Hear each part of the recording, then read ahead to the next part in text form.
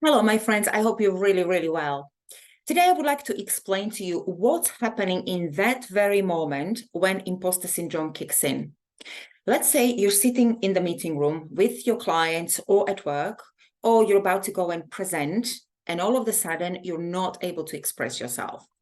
Or you're sitting in front of another example, you're sitting in front of the computer, knowing you should start working on the project because the deadline is approaching, but you're just not able to get yourself to start the work. It's like you're frozen. So this is what's happening. Imposter syndrome is all about our nervous system not feeling safe. Our nervous system feels safe when it feels like everything is okay. There is no danger out there. We're feeling relaxed and everything is good. When you come to the meeting room, as that example with the meeting room, let's say, and imposter syndrome kicks in, it means that your nervous system detected some kind of danger. And that danger is not out there in the meeting room. That danger sits in your subconscious mind. And so you're sitting in the meeting room and all of a sudden you're not able to speak and you don't know why. And you really, really want to, you really want to speak up. You really have got lots of ideas you would like to share, but you're just not able to.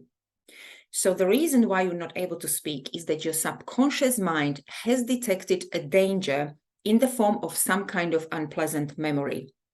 Memory you can't remember, but your subconscious mind definitely can. And this would be a memory that you most probably experienced early on in your life, in your childhood. It might have been that your teacher, for example, shut you down when you said something, well, inappropriate or wrong, in the teacher's mind.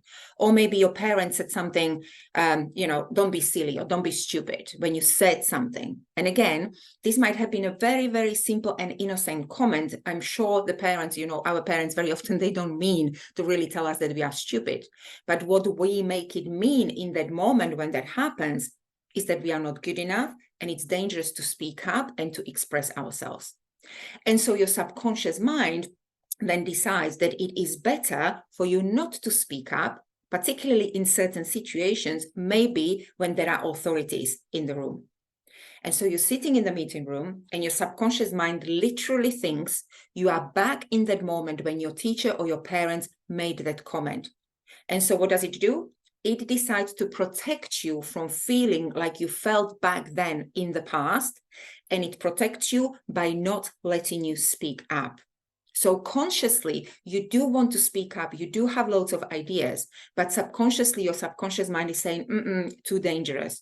And so it's like you want to speak up. I hope you can see me here. You want to speak up. This is you consciously, but your subconscious belief is it's too dangerous. And so your subconscious mind will not let you do that. And that's why when we push ourselves, very often when we struggle with imposter syndrome, remember, I used to struggle massively for 4 or 5 years. When we struggle with imposter syndrome, we try to push ourselves, we beat ourselves up, and it does not work because we are blocked by that subconscious belief. So when you decide to start working on overcoming imposter syndrome, it's actually a very gentle work. What we do with my clients, we start looking, okay, what are those beliefs that are actually stopping us, in this case, expressing ourselves? What is it that my subconscious mind believes is happening when I'm sitting in that meeting room? And then we start looking, we bring it to our conscious mind, and then we start looking, well, is this really true? Is this really true that I am sitting back with my parents or with my teacher? Is it the same situation? And is it really true that I'm not good enough to express my beliefs? And so we gently start literally rewiring those kind of neural pathways that we have got in our mind. And we start building a new identity of I am safe. Because once again, as I said at the beginning, it's all about the safety. I am safe to speak up. And that's why this can't be a pushy or forceful process, because it's just too scary for our subconscious mind. That's why we do this over a period of time with particular process, with particular tools, very, very gently, until you feel like, okay, I'm ready to go and start speaking up and test it.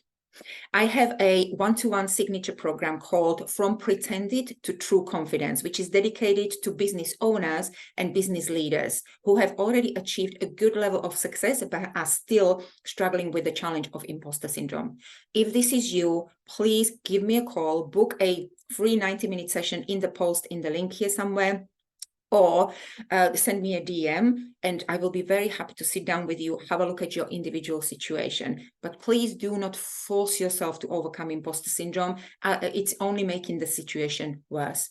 You can also download my free PDF describing the process of overcoming imposter syndrome, again, in the link here somewhere, and subscribe to my database, because I share weekly practical tools and tips with my clients, with our community, so that we can share our knowledge, our experience, and we can support ourselves on this journey of overcoming imposter syndrome.